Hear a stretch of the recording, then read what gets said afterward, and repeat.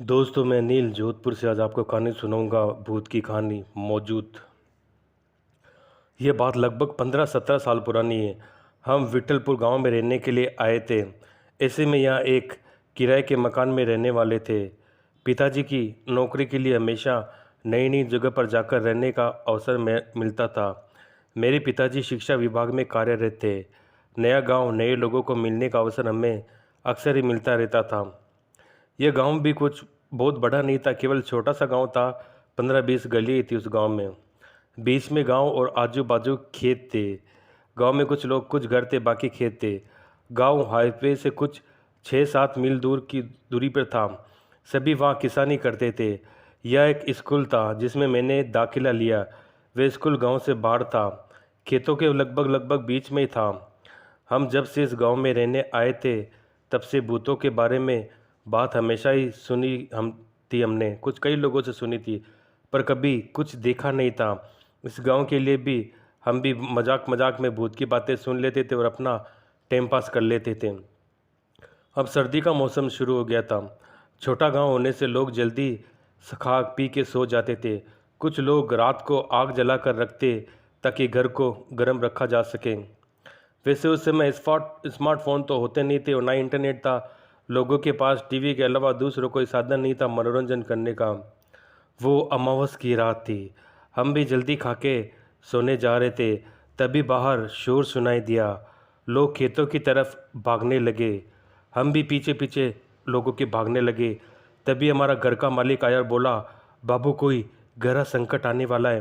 पिताजी बोले, क्यों, क्या हुआ है, क्या हुआ? वो आदमी बोला, बाबू, तुम पढ़े लिखो नहीं समझ पाओगे, विश्वास नहीं होगा तुम्हें हम गांव वालों की बातों पर। तभी वह किसान राम आया। किसान राम घर मालिक के खेतों पे काम करता था। आके बोला, पुजारी ने सपने में कुछ देखा और सारे गांव का चक्कर लगा रहा है। सारे गांव को मंत्रों से बांध दिया उसने। मेरी तो नींद उड़ गई थी। क्या ऐसे भी कुछ होता है? मतलब मंत्रों से गांव को बांधना सुनने में थोड़ा अजीब लगता है, लेकिन बाहर आकर देखा तो ना मानते हुए भी यकीन करना पड़ा।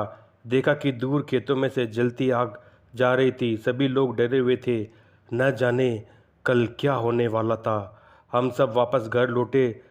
घर लौट तो गए, पर मन में एक ही प्रश्न था, कैसा क्या हुआ कि पुजारी को ये सब ऐसे करना पड़ा।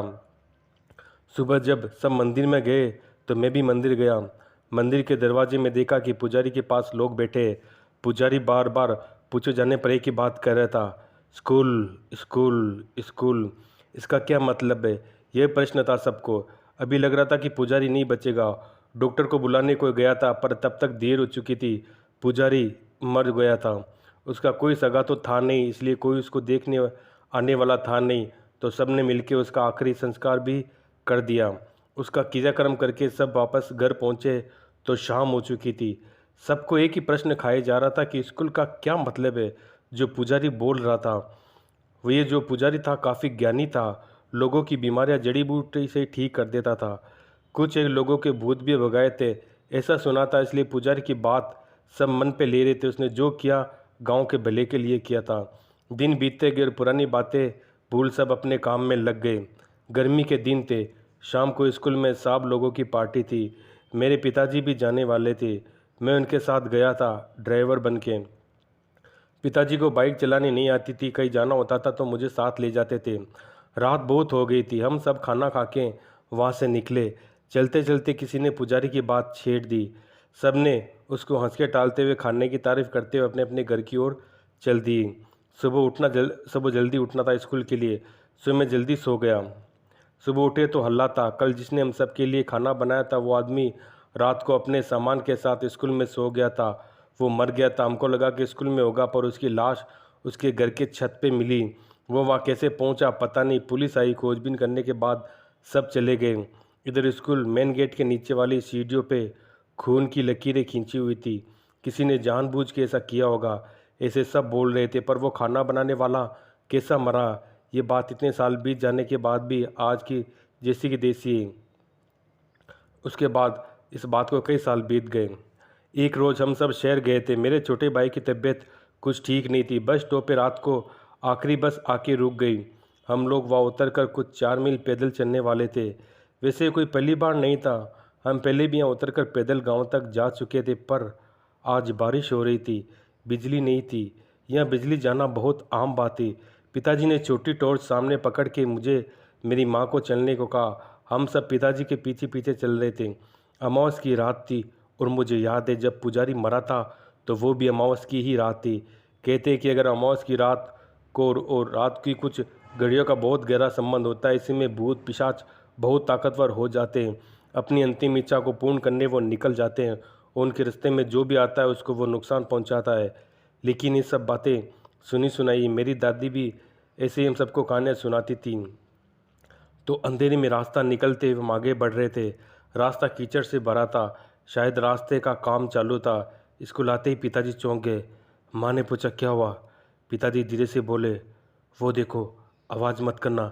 देखा कि एक सफ़ेद कपड़े में लिपटी हुई किसी की आत्मा थी। वो जमीन के ऊपर जैसे तैर रहा था। वो पेड़ नहीं दिख रहे थे।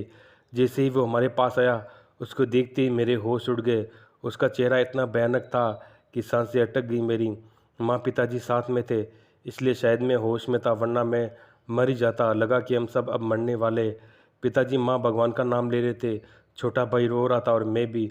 कुछ समझ में नहीं आ रहा था। हम आगे जाने की कोशिश कर रहे थे, यहाँ से जैसे जैसे भाग जाए, पर जा नहीं पा रहे थे। हमको बांध दिया था वहाँ। हम सब चीख रहे थे पर अंधेरे में हमारे सुनने वाला कोई नहीं था। आगे जैसे मौत दिख रही थी। थोड़ी देर में हमारी चीख भी निकलना बंद हो गई। अचानक सब शांत हो गया और बिजली आ गई। रास्ते की बत्तियां जल चुकी थी। हम सबकी जान में जान आई।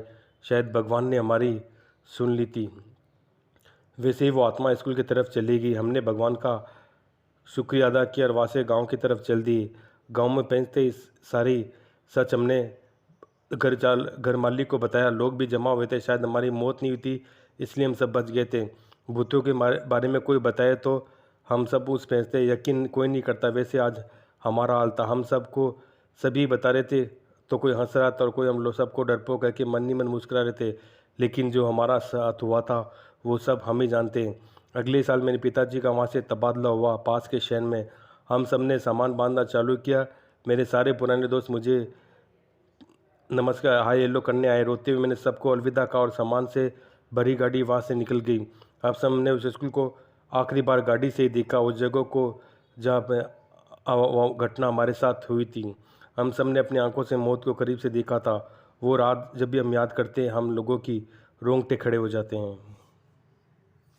तो दोस्तों ये थी हमारी आज की कहानी। दोस्तों आप मेरे चैनल को सब्सक्राइब ज़रूर कीजिए और मेरे चैनल को लाइक कीजिए। दोस्तों मैं आपके लिए ऐसी कहानियाँ हमेशा लाता रहूँगा। तब तक के लिए धन्यवाद।